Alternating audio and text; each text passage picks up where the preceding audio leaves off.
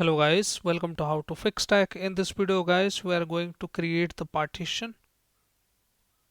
If your C drive is full and you want to create the partition from the C drive, so this video is for you. So in order to create the partition of C drive, you have to format the E drive. Let me show you first. You need to open the run command here and open run and type a disk mgmt.msc to open the disk management, or you can directly right click there and then click on manage, and once you click on manage options you will see disk management. Same option will be coming up, so we have already opened that. So once you open that, as you can see here, I cannot extend the C drive since it has a partition, recovery partition next to it. If you don't have it, you can delete the E drive. So before that you need to have the backup of the E drive. You can see as I have lot of data in it, so you can see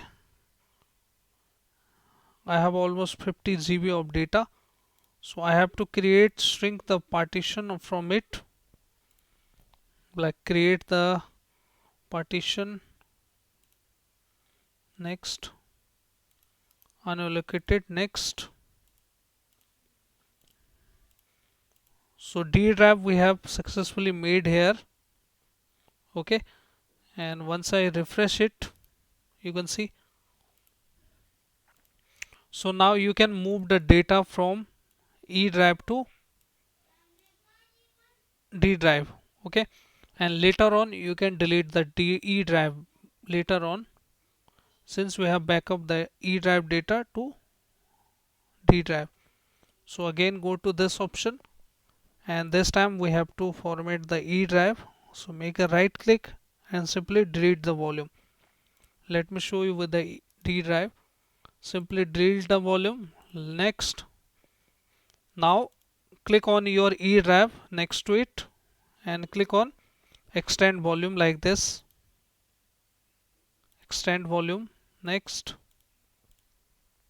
now you can see this is how you can extend the C drive or the any other drive.